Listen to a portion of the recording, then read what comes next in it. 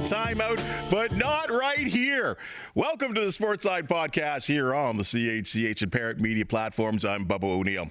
As you know, our conversations always shine the spotlight on teams, athletes, coaches, and executives that come from, reside, or have made their mark right here in the Golden Horseshoe. Please observe this individual's resume, and it should become quite obvious that Barry Emo knows Canadian football. From his playing days in the Canadian Football League, NCAA, and Canadian Junior Ball, he was always a student of the game. But, unlike many, when his playing days were over, his love of the game pushed him to coaching. As many would tell you, his approach and personality were a perfect fit for the job. Decades later, he's leading his own program and young men in the OFC with the legendary Hamilton Hurricanes. Almost a year to the date. Let's welcome back Barry Emo back to the Sportsline Podcast. Great to see you, partner. Great to see you, Bubba. It's always a pleasure. Look forward to chatting. Hey, you know, I see you wearing the Hurricanes logo, and I think to myself, you know, like that the Hurricanes have been around for a long, long time. Oh my gosh! And it's great to see you continuing that sort of legend and that sort of tradition that we have had here in Hamilton with junior football. Absolutely, absolutely. I mean, we've continued on. I mean, Mike Samuel resurrected the program. It took a bit of a sabbatical for a while, and then Mike resurrected it along with a few other folks, and it's been going strong since. And you know, every year we're continuing to raise the bar and trying to improve on the program, enhance it more, and continue to develop the kids that were playing for us, and actually hopefully, you know, go on and win a Canadian Bowl. No one does what you do unless you love the sport. Mm-hmm. And what I have found in interviewing many people, being around for a little bit, is that sometimes after players, regardless of the sport, men or women, when they retire, that's it. They walk away. They've been playing since they were kids, and they need to find some other high, so to speak. Yeah. Not your case. Yeah. What is it about this game that just keeps pulling you back? Yeah, I mean, football is it's a game I've been around my entire life, and it had such a huge impact on me as a kid growing up and stuff like that. That I just wanted to continue to give back to the game. I mean, the game molded me as a youngster, right, and developed me into the man that I am today, and has taught me a lot of life lessons that I think are necessary in today's society to be able to pass along to the other young guys who are coming up and playing the game and so on. Whether it's football related, athletics related, life related, career choices, work, business, all those types of things, we try to help educate the youngsters that play for us and turn them hopefully into better citizens, better community people, you know, better at their jobs, better at everything. So it's kind of what our focus is right. Not just football, it's the whole basically ball of wax, really. So we've always taken, and I can think for myself, I've said this many times, we always take from a little bit along the way. Yeah. Who's your mentor? Who's the person that really gave you that inspiration? Wow. It goes back to high school coaches, quite frankly. I mean, I think that's really when it starts for a lot of people. I had some great high school coaches. I mean, you know, John McClymont at Thistletown Collegiate and Bill Williams at Thistletown Collegiate, and they started out as my high school coaches. Both of them actually coached me in the Canadian Junior Football League a few years later with the Bramley Satellites when they moved on in their coaching element as well. I would say, you know, both those gentlemen right out of the gate were huge influencers in my life, both from, you know, taking a bit of a knucklehead kid in high school and, you know, kind of just straightening them out and showing them the ways, right? And making sure that, you know, I understood that, hey, I've got an opportunity here to play football. I've got an opportunity in front of me, make the most out of it. And I learned all those things about dedication and commitment and availability and all the rest of the skill sets and competencies that you need, not only for football and athletics, but just to get through society and through life nowadays. Isn't it amazing to you, and I love all sports. I don't think there's a sport I don't like. And we learn team in sports. I think that's the first thing it teaches you, how to work amongst a team. Absolutely. But football's different because of the numbers. What's your roster size? We're sitting with about 75 this year. 75 people are on your team. Yeah. And somehow a respect or a love for each other whittles through 75 players. Isn't that the special part about football compared to any other sport? 100%. Yeah, and I've never seen that dynamic in other sports, like you said. You know, hockey's a great sport. Same as you. I loves all sports, baseball, basketball, all of them, you know, and I've just never seen the same as what you just said. I'd never seen that love of the game and that love of individuals and teammates resonate as much as it does in football. And I think a lot of it is, you know, you're playing a very physical game. Right, very physical game, and you're bleeding together with this guy next to you, and you're both, you know, everybody is focused on one task and one goal. I mean, that play is only successful if all 12 players execute it at the same time and at the same level of execution that we need to be successful. And if they do that, it's great. If they don't, we fall down. And, you know, I think that is right in itself teaches a lot of what life is about, right? Is striving, always striving to be your best, always striving to execute, always striving to, you know, push yourself beyond your comfort zone. That's so well said. You know, I think there's a lot of people out there that need to know where you coach and need to know. We talked a little bit about the Hurricanes and the fact that they're back and they're back out there in the community and playing ball. But the history of the OFC, and it's been around for a very long time. Yeah, it's been around for a long time, the OFC. Great teams in it, and there's been so much history and legacy. I mean, fantastic league. Fantastic. I think of a guy like a former Sportsline guest that we had here in Lee Knight. Lee Knight, right, that played Canadian junior ball, and and obviously the setup is different now. Yeah, but he got an ability to play professional football because of his Canadian junior background. Absolutely. Right? And it's amazing that, I mean, and that may still happen now. I think of the running back that played with Andrew Harris. Andrew Harris, right? Right. Andrew, What an amazing transition that would be to go from that one level. Right. And I mean, does that exist now, or are you able to talk to Canadian Football League scouts? Or is that happening? Yeah, I mean, you know, great things. You know, I mean, it's great to have an opportunity for these kids to know where they're going to have, you know, I mean, if U Sport doors are closed, and sometimes they are at this stage because these guys have chosen to play here as opposed to go to U Sport, and they've gone to Mohawk or Brock or an institution like that, or they've moved out into the working world or the trades or whatever they've decided, or whatever vocation they've decided. So when they have the opportunity to you know, still think that the dream is alive, that opportunity is still there, and it is. I mean, that opportunity is there. You know, there's always, I tell these guys, we play at Tim Hortons Field. There's always eyes in the sky. You know, somebody's upstairs in an office who just happens to take a look outside and sees the game going on. You know, we've had great, when Ted Goveia took over as the general manager with the Tiger Cats, we had a long chat. And he called me up and said, hey, you know, what have we done with the Hamilton Hurricanes in the past? And we talked a little bit about it and that. And he said, okay, we're going to do some other things and that. And one of the things we started with this year was he, you know, sent Alex Russell, who's the director of scouting with the Cats, out to one of our OTAs in the spring, came out, introduced himself to all the players. You know, I'm going to be around. And, you know, we have people coming around from the Cats on a fairly regular basis now. And we have a lot of conversations with them back and forth. So the opportunity that these young men are getting is they're having an opportunity now to be seen and having an opportunity to possibly move on and go to that next level. And, you know, you still see it. I mean, there was a youngster from St. Clair College who was up with the Cats this year for a brief stint early on in training camp as well. So there's one who went right from there to an opportunity with the CFL team. And we've talked about a couple of our players, and they're keeping an eye on some of those guys just to kind of see how they go. And there's an opportunity for them to come in maybe mid-season or next year as a non-counter or something along that line. Right. So there's always opportunities for these guys. I mean, you know, like I tell them, film doesn't lie, go out and produce. You know, go out and produce, right? You go out and give your best and let the chips fall where they may. But if you don't give your best, you're never going to know. The best part, I think, for me is that these players are, and I could only look at your franchise as an example, your coaching staff is so established. And, you know, some of them have Canadian. I mean, think about my radio Ticats partner, Matt Buckner, right? Who spent almost a decade playing in the Canadian Football League. You know, his enthusiasm, his ability to be like the guy's the body beautiful.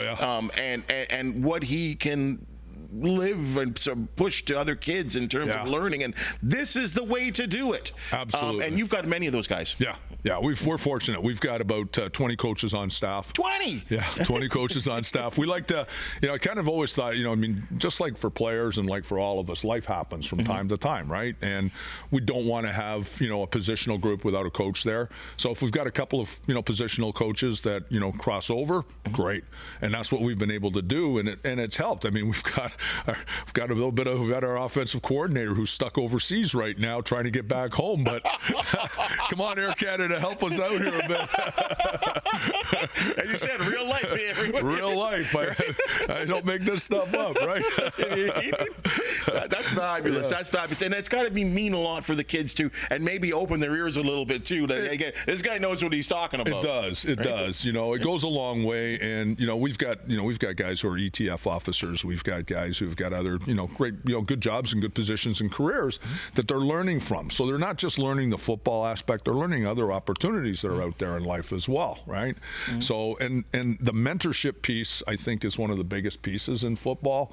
And that's a piece that we are very strong on and really try to push off on the players, is trying to help them develop in beyond just their skill sets in the game of football. There is so much to be learned from. 2025, from a player perspective and the talent that you have, what are the Hurricanes looking like this year?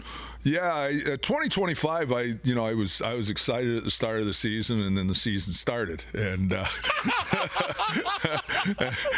that bad of a loss? It was a rough one. It was probably in the years that I have coached, it was certainly probably will be one of my worst seasons that I can remember in a long time, as far as what we did. I hold myself accountable. Obviously, the buck stops with me, so things have to be better. And in 2025, they will be better. We went out and opened up the season this year in London, and London's a tough team. I mean, last year they handled us like 65-0. We played them the first week this year. We lost 16-9. A game we let go. I think it was a winnable game for us. I'm not taking anything away from London. That's a good football team down there. They're well coached. They're physical. Our guys matched them physicality-wise, which is something I was really pleased to see this year. And our defense only relinquished 7 points. The other 9 points came off of a couple of kneel downs when we couldn't kick out of our own end, right. And a field goal. So our defense held them to 10 points in that game. Next game, we went out and played Sioux College, who is a bit of an unknown entity this year. They're a new team in the league. We didn't have a lot of history on them. We got to see a little bit of film from the game against GTA that they played the week before. We prepared. We won that game 37-16. Our defense in that game only relinquished 7 points. The other points came off of something else. So our defense has done a really good job of turning around this year. Right. We're playing first time in the 3 years that I've been here now as a head coach that we've got a defense playing at the level that I would want them to play from a physicality perspective. Nice. We're physical. And is that on an individual, or you think it's just your team? Team, right? Team, yeah. I mean, we've always had individuals in the past that were, we had guys who were more aggressive than other guys, and guys who were a little bit more physical than other guys. This year, that physicality kind of resonates across the whole group, and there's a different mindset and there's a different vibe with this group than we had last year. I mean, our entire defensive backfield, all 5 of the guys back there, are brand new players this year. Wow. Some of them are established and played other places, in prior years. Some of them are just, kind of late bloomers, came out late, didn't take maybe their first couple of years of junior football. Some left youth sport and are now playing here to go to other institutions and are playing for us. So our defense has certainly revamped our offense. We have a new offensive coordinator this year with Matt Garner. Matt's been around for a number of years, and I've coached with Matt in the past, and Matt's a good offensive mind, a different wrinkle than Coach Michoni, who we had for the last couple of years, as far as philosophies and so on of offensive styles. And Matt's done a great job with the offense. We recruited really well at the quarterback position this year, which I'm really excited about. We were able to land a gentleman by the name of Kairos Sam, who's lives in Scarborough, but played at Bethany College in Virginia. Okay. So he's got a little bit higher level of coaching and so on, coming right out of high school and that, right. And coming back to us now, we're getting a quarterback who's, he's 22, so he's really one and done this year, which is unfortunate for us. But we've got a couple of young kids underneath him, and Kairos is going to be able to help, kind of mentor them and learn from him and move along. And we're already seeing some of that taking place with Matt Murray, who's a standout with the Niagara Spears in the OSFL for a number of years. I'm excited with Matt. Matt's a dynamic young man, throws a great football, and is exciting to watch. And he's going to be a real good one down the road. We've got another guy, Johnny Walker, who we're really pleased with and like Johnny a lot. And then Rowan Sandilands, who came to us from Waterdown High School as well. Another good young quarterback as well. So we've got a nice mix in there of age-wise and youth that we can build on at the quarterback position. The last 2 years, we've had some issues at that spot. So I'm really confident in where we're headed this year at that position. That's fantastic. And let me just take a step back here before we get back to 2025. That I think, just curious, and I think a lot of people would be curious. Your player pool, do they just have to be from this area? Is there like a regional area, or can someone come from Windsor and play for your team? Like, how does that work? Yeah. So we can have players come from anywhere. So there's no real. There's been talk about some territorial exemptions and things of that nature. I'm really not sure if it ever got fully cemented, so I don't really want to kind of comment on that at this point. But I know there have been some conversations at the league level about that. Right now, we draw from everywhere. I mean, we've got an offensive guard, George Fear, who's from London, England. We've had guys from Australia. Other teams have guys from internationally as well. So you're allowed to draw on, I believe it's 8 international players, it's 6 international players, 2 of which can be Americans. Oh, wow. Okay. Yeah. So, we've got I think George is the only one we've got right now from an international perspective. A couple of years ago, we had a couple of guys from England and a player from Australia. So, sometimes you get some good ones that come out. Sometimes you get some ones that, are a little bit raw because they haven't had the same level of coaching. Right. We've had some decent ones, so I'm excited about that. George has done a good job with us and continues to be a good teammate and works hard in practice. So cool. Yeah. Laura, can we get back to the schedule there? And I want to take a look at the schedule here because it's important to note that you have a game coming up real soon. You get Sioux again on the road. Yeah. And that'll be your game this week. I'm sure they'll come hot and heavy after the beat down that they took at home here in Hamilton. Oh, they will. Right? They will. But there's a game there that I think a lot of people here in this community need to know about, and that's on August 29th against the GTA Grizzlies, who really have turned around their program. They've been a very good program in the last couple of years. First of all, I'll start with you, and I'll open the floor here for you. Why is that game special for your organization? Yeah. So Ted Goveia, who's the general manager, the new general manager of the Hamilton Tiger Cats, great football guy. Ted's been around football for his entire life. He's another guy who's older guy now, and kind of came up right through the local ranks like we all have. All aspiring coaches and people that want to move on in football. We all have kind of followed the same track. Ted's no different. Ted spent time with the Burlington Minor Football Association as a player, played at Assumption High School as a player. There you go. Yeah, exactly. Then went off, played at Mount A, right? And then stayed around and did some coaching at Mount A. Came back and was the head coach with the Burlington Braves in the CGFL, and then found his way down to Toronto, or I think he went off to UBC next, actually, and was the head coach at UBC, and then came back and ended up in Toronto as a running back coach. I think he was in the 100th Grey Cup, and actually I think won that game. And then Ted went off and became the general manager, or assistant general manager, with the Winnipeg Blue Bombers, working with Kyle Walters out there, and had a lot of success out there. Won 3 Grey Cups with Winnipeg, went to a bunch more, developed a lot of great talent, both American talent and Canadian talent. Has a real good eye for talent. Ted has a great eye for talent. And then Ted, in December of this year, it was announced that he was the new general manager of the Hamilton Tiger Cats, and I think everybody who knew Ted was thrilled.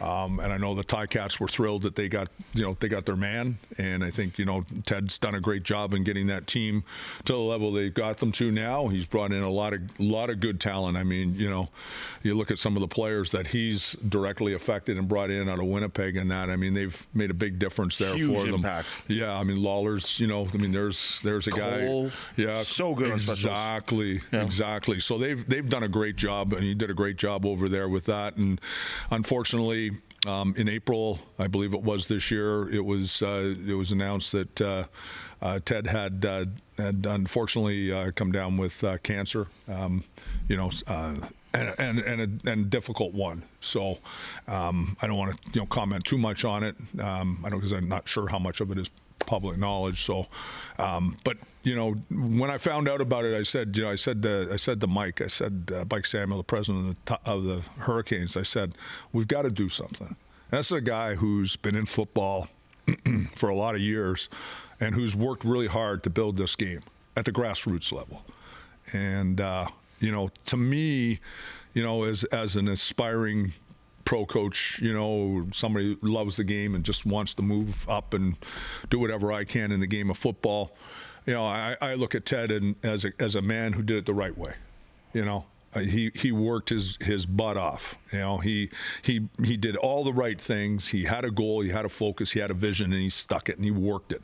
It was not all glamour in that, especially at that level. And being a scout, you're living out of a suitcase, you're on the road 280 days out of the year, and a lot of things get put aside and suffer as a result of it. That's right. And to continually go on the way he has, to continually give back, is a lesson for all of us. He always has given back. I mean, his acceptance speech, and I, if you think back on the day he took the job and his acceptance speech, he thanked people from the BMFA. He thanked the CGFL for giving him his start. All of that, and that to me tells me a lot about the man. It's not look what I did. It's look what everyone helped me do. This is what I was able to do as a result of what all these other influences, all these other people that I was able to work with in my career helped me get to. And, when this happened, it broke my heart, quite frankly. He's finally arrived at his dream job. This was his dream job, and it kind of breaks your heart when you hear that. And I was thrilled when Ted took the job. And when I talked to Mike, I said, we've got to do something different here. And it just made sense. So we always play GTA on Labor Day Friday. Cats always play the Argos on Labor Day Monday. Mm-hmm.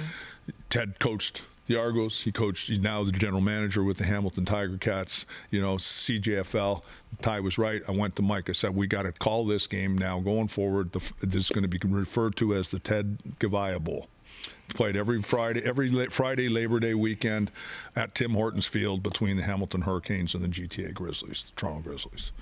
Yeah. So we got Mike went out, got a trophy commission, got a nice big trophy for it, and all the rest. And we're standing together with Team Ted and the rest of the Ticats as they transition through this process. And Ted's a fighter. I know he's fighting, and I know Ted'll come back out of this. Ted'll fight his way back.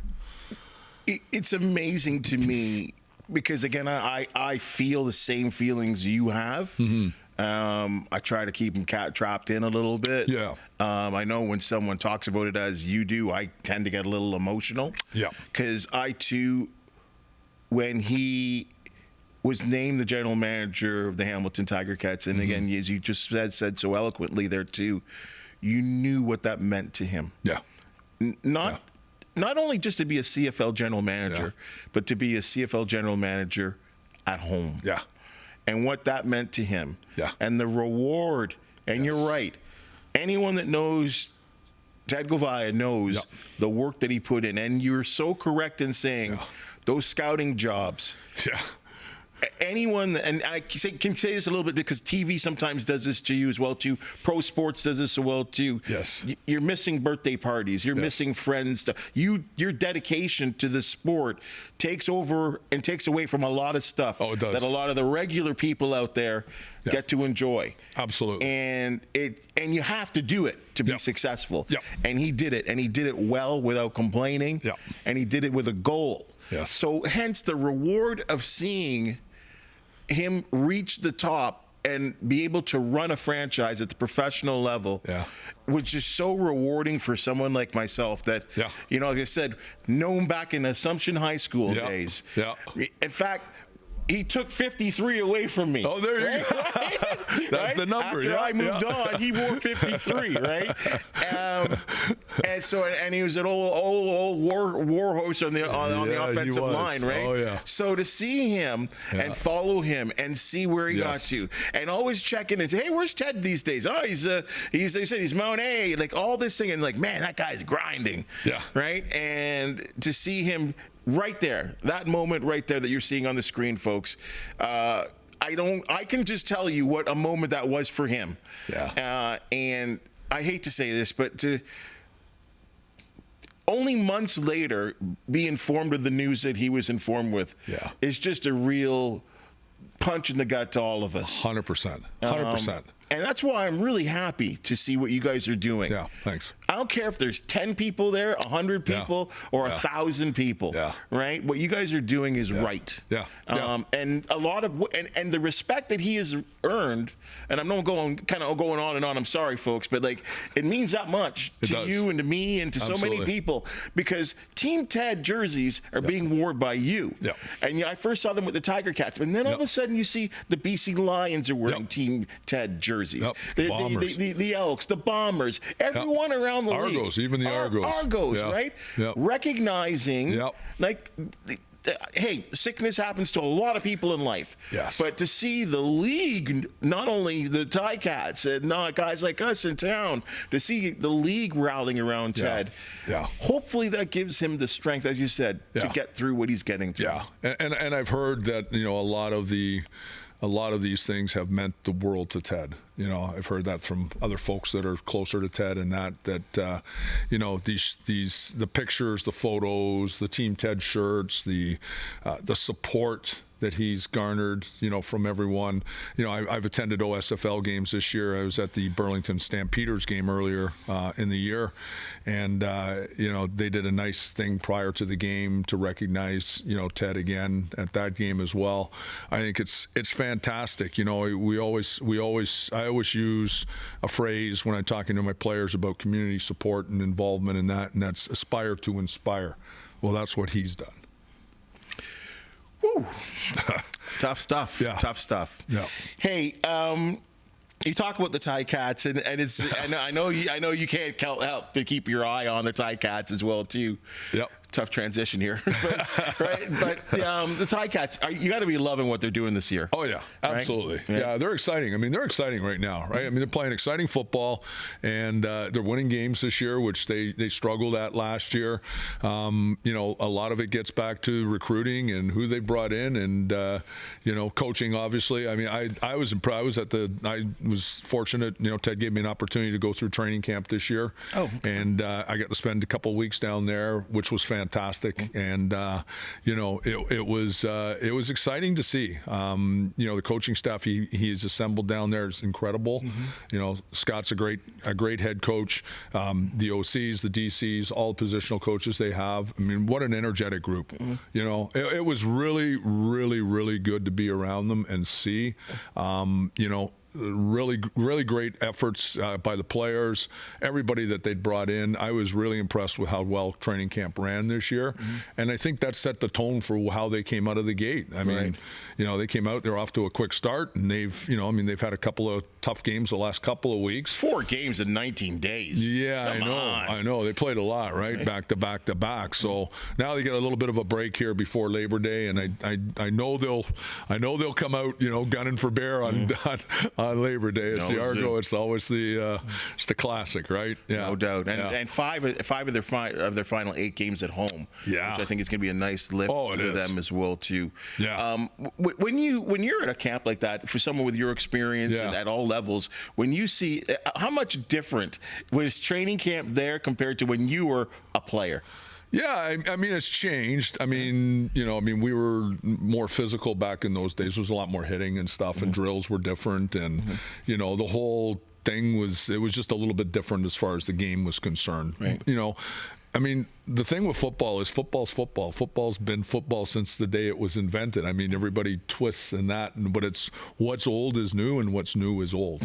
You know, like we all take from different coaches. You know, we take different systems, different schemes, different plays, and we bring that in, and we might put our own twist on it, but it's still the same basis of what it came from initially, right? So we continue to just try to, you know, develop and change the game, but you know, it's still football is what it, at the end of the day, it's still football.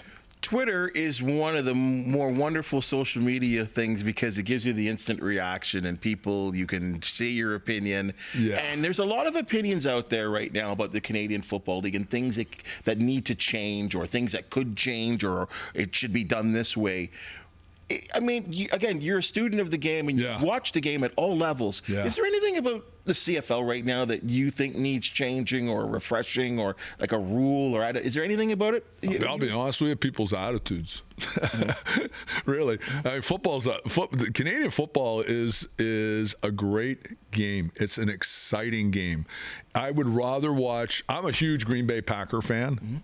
But I would rather tune in and watch a CFL game than an NFL game any day of the week. It's more exciting. 2 minutes left. It's not just a series of kneel downs, kneel downs, kneel downs. You're going to have 20 points scored with 2 minutes left in a CFL game. A couple of weeks back, we saw that. Exactly. In almost every game. Right? Exactly. Right? You know, and this is the beauty of the game of football, of the Canadian game of football, is that it's never over. Right? And it's exciting. It's wide open. 3 downs. The ball changes hands a lot more. Right? You know, special teams is such a huge factor in the CFL. It's a factor in all football, but in the CFL, it's a third. It is really a third of the game. It's a huge factor. You know, some players, you know, especially at the level that I coach, you know, aren't always thrilled about being on special teams because they look at it as it's more. No, it's not. I mean, there's been great guys who have made their living off of special teams, right? Long snappers who have had great careers. I mean, you look at who was the fellow for the Buffalo Bills, Don Beebe? Steve Tasker. Tasker. That one of the best of all time. Best of all time. The guy should be going to the Hall of Fame. Yeah, as a special teams player. Absolutely. So this is the thing I'm talking about, is that special teams is important and critical in the CFL, that it's, you know, that being on there is more of a reward than it is a punishment or you're not good enough to be a starter. You know? Well, you think about long snappers. If you're a good long snapper, you could have a 10-year career in the league. Absolutely. Right? Absolutely. You really could. I remember having a conversation with Mike O'Shea, and Mike said that was something he practiced his entire time while he was at Guelph, and it was just long snapping. He knew that if he was going to be successful in the CFL, special teams had to be part of it. That's why he was so darn good at the pro level and even at Guelph University. Exactly. Well, being really darn good at your job is something that we're proud of, what you're putting together and the program that you're building, the young minds that you are molding, as you said, not only on a football basis, but we know and we're so proud of the fact that you are building young men and to be good community leaders as well, too. It's fabulous what the Hurricanes have turned into. Right. They were always really good, but they're even better now under your leadership. And Barry, thanks for coming in. Yeah, thanks. Good luck this season. Yeah, thank you. The Ted Goveia Bowl. We can't wait to. Yeah, we're hoping we get a lot of folks out for that. You know, we're kind of just promoting it and just asking people, come out and stand by Ted. You know, Ted hopefully will be there that night. You know, I'm hoping he's going to be there. Neil Lumsden will be doing the opening kickoff, and that he'll be there. There'll be a host of other folks there, and that, we'd like to get a lot of folks out. All the proceeds from the game are going to the Canadian Cancer Society in Ted's name. So we're hoping to do a good job. And we're going to have a bunch of shirts like this we'll be selling off as well. So Is it $15 a ticket or something like that? Yeah, it's $15 a ticket. It's great entertainment. Great ball. Great football. It's going to be a good game. We're playing for the Ted Goveia Bowl. We're doing a lot of other stuff around the game as well. We try to, bring a bit of an entertainment source to it, and it'll be an exciting night. It'll be an exciting night, and we'll hope to bring home the win as well. Well, I was going to say, I said, and a win as well, too, just tops it all off. No pressure, though. For sure. Barry, thanks for joining us. Thanks, Bob. I appreciate it. It's always great. Good stuff. Thank you, sir. sir. Hey, folks, that's your Sportsline Podcast for the day. And if you've just seen and heard, we love talking local sports. If you do know of an athlete, team, or event to promote, we do want to hear from you. If you have enjoyed this pod, please be sure to hit the 5-star thumbs up and like and subscribe button. Subscribe. And a reminder, be sure to check out all the content we have on Parrot, like Morning Live and selected stories from the news at 6. For the talented folks that make this Sportsline Podcast possible, thank you so very much. And we'll see you soon.